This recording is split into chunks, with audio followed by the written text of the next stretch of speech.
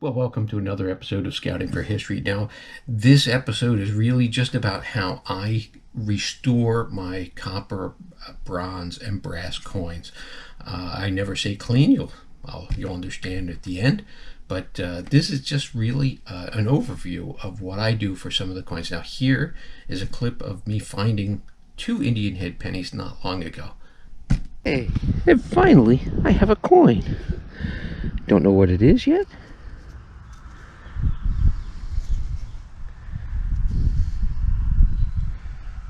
It looks like an old green wheat penny. Really corroded. In the salt air and everything has gotten to it. I think it's a wheat penny.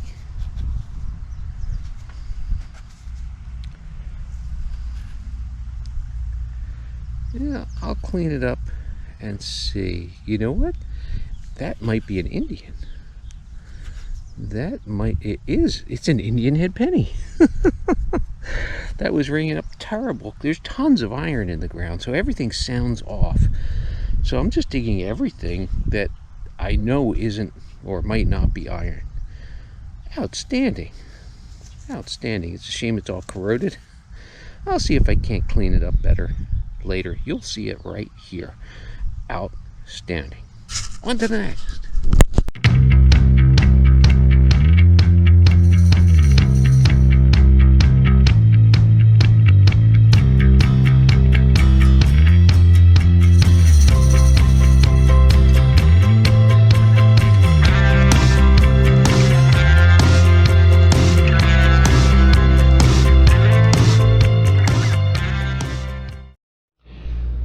So when you buy a set of Andre's pencils, you get 4 different kinds. So one has a brass chisel tip.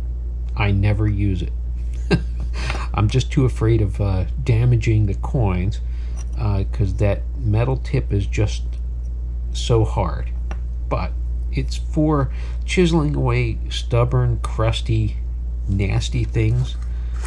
But like I said, I don't use it.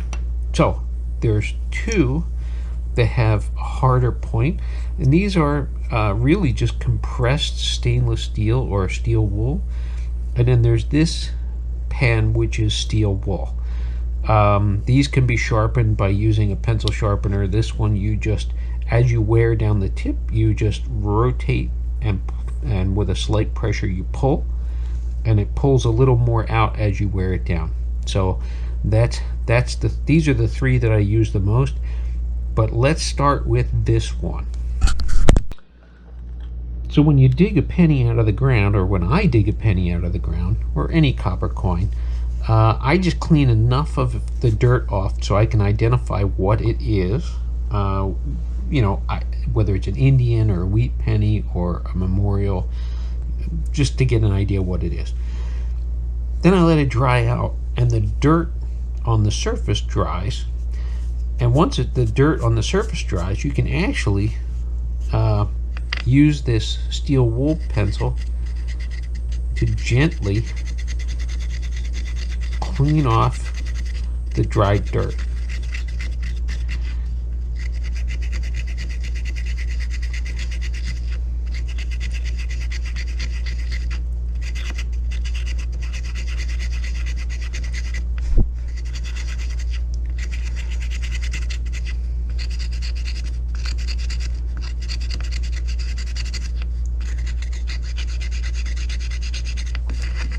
And there you go. It just cleans off enough of the dirt so you can see the details of the coin. The Lincoln cents, they made them modern, and by that I mean they made the lettering and the date very thin, because back before this was the Indian head cent, and the Indian head cent had block letters, and everyone thought that was old-fashioned. So they made the Lincoln cent very thin. Well, it doesn't hold up as well as the Indians did, so that's why sometimes the date comes right off if you get too rough with it. So, but then sometimes there's a crust on the outside of the coin. that is hard to remove, and it doesn't come off with the steel wool. So the best way to remove that is to soak the coin in olive oil. No chemicals, nothing harsh, just olive oil.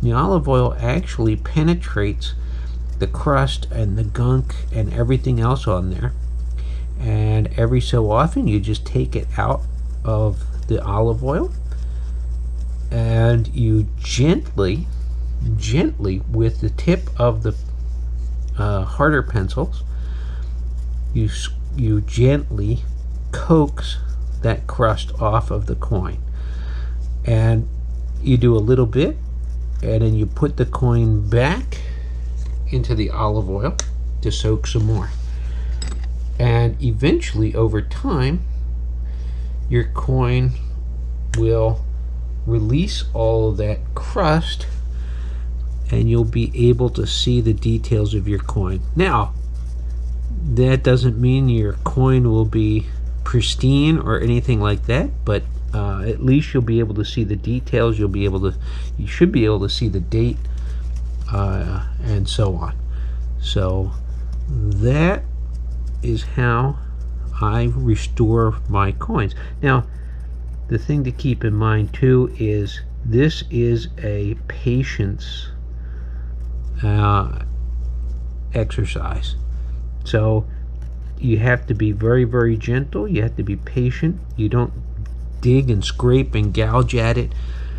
It takes time. Kind of like the Colorado River took millions of years to carve out the Grand Canyon. You take your time, let it soak, scrape away a little of the gunk, put it back in the olive oil, and then do it again. And over time, the gunk will come off and you'll be left with a nice pretty coin. And we'll talk about conditions in just a second. This is very relaxing too. But remember, you can always go gentle on it, but once you go too far, you've gone too far and you can't undo what you've done. So be very, very patient with it. And there we are. Beautiful. 1881. Well, let me see if I can get a little more crust away from that date. Oh yeah.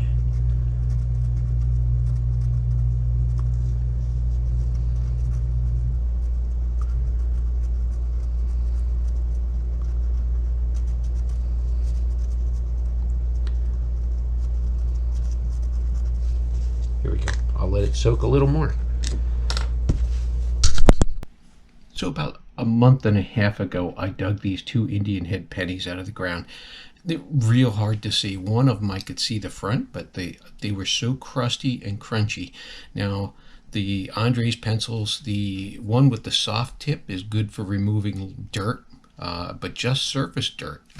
Anything crunchy or crusty like that, like I showed you in the video, you soak it in olive oil. And the longer you let it soak and you coax that crust off, you can start to see some details. Now, it'll never be pristine. It'll never be spectacular like it was just dropped or anything like that. There's always going to be some residual crud and crust, but you do it until you can see it. So here's what it looked like before the front of the one coin, and here's the front after the cleaning. And then here's the back before, and here's the back after. And then the other coin, I couldn't make out any details at all, but here's the front before, and here's the front after. You can see that it's an 1881. I can see the details on it. Again, not pristine, but at least I can see what it is. And the back, also cleaned up pretty nicely, but it's still in really rough shape. Now let's talk about the grading of copper, bronze, and brass coins. So let's start with the grading system. Now the grading runs on a numerical scale from 3, which is the absolute, well, the absolute worst that you can identify a coin, I'll talk about that in a second, all the way up to 70. Now, any coin you find in the ground, copper, silver, gold, whatever it is never, ever going to be a 70. By definition, that's a coin that never left the mint or never got put into circulation. And if it's in the ground, it was in circulation. So it'll never be that higher range, no matter how much detail you can get off of it. Now, the 3 is called about good. Now, that's a coin where you can identify what kind of coin it is. You can see the date, maybe just barely you can make out the date, and you can tell whether it had a mint mark or not. And that's all you can tell. Worn down, really, really well-used coin, but you can at least see the date and a mint mark and ID the coin. And that's the bottom line. If you have a coin where you can't see whether it had a mint mark and you can't read the date, doesn't matter what other detail you can see, that's called a hole filler in collector's terms. That's a coin that it's a type example. If somebody wants something in their collection for a draped bust half cent, for example, and you have one that you can't read the date on it, but you can see it's a draped bust half cent, well, maybe somebody will give you a couple bucks for it just as a hole filler. That's really all that it would be worth, is whatever somebody will buy. Now, years ago, in coin collecting, you had a thing called the red book and the blue book, and here's an example of the red book. Now, the red book is a list of prices that you would expect to pay if you went to a dealer and bought a coin. And the blue book is the list of prices that you would expect to receive from a dealer if you were to sell that coin at that grade. Now, with the rise of the internet and being able to sell on places like eBay and things like that, a lot of that's gone out the window, and if you sell it directly on eBay, you might get more than you would from a dealer. You probably would get more than you would from a dealer. Now, the more detail you can make out on the coin, like the finer details, talking about the Indian head cent, if you can read Liberty on the headdress, if you can see the detail in the feathers and in the hair and the facial features and the details on the wreath in the back, the more details you can see, the higher the grade will be. Now, people who professionally grade coins are certified by the ANA, the American Numismatic Association. There's a huge process to go through. I know people who are certified. I'm not, but I know people who are certified. So coins that you dig out of the ground, they're typically not going to be as valuable as a piece that you find in somebody's attic, that was forgotten and put away, simply because they were in the ground and they've been environmentally damaged. So that brings us to the second point. It's not just the detail, it's whether the coin is damaged or not. So these Indian head pennies that I found, they had crust and corrosion and abuse from the soil and from the salt air and everything over 100 years in the ground. They'll never be graded as high as you might think, simply because of environmental damage. It doesn't have to be nicks and cuts and scratches and things like that. It's just that crust that gets on them and so on.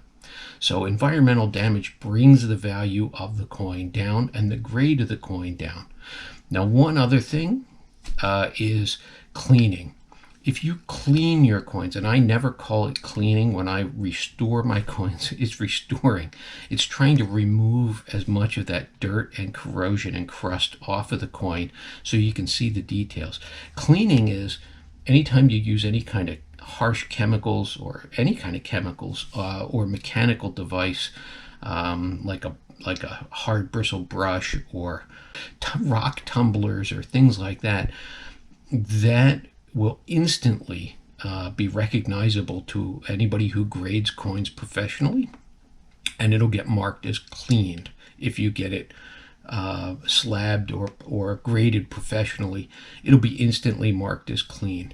And if you remember what I talked about, the AG, the about good, and below the AG is that unrecognizable. A cleaned coin instantly goes below AG. It becomes a hole filler. Any value that it might have had as a collectible coin is pretty much gone from a professional standpoint. Now on eBay, somebody might pay you a couple $100 for that 1877 Indian head penny that you took a Brillo pad to or polished or whatever you did to it. But a professional collector will never, ever pay you for that. Anytime you use any kind of chemicals or mechanical device to clean a coin, it ruins the value. Now, if that doesn't matter to you and you just want a clean, shiny, pretty penny, go right ahead. This little segment is really focused on the copper, the brass, and the bronze coins. Silver and gold, whole different discussion, and then copper, nickel, another discussion too. So that'll do it for today. Hope you enjoyed it. Hope you learned something about the grade of the coins. And don't forget, hit like and subscribe. Come along on the next adventure. We'll see you there.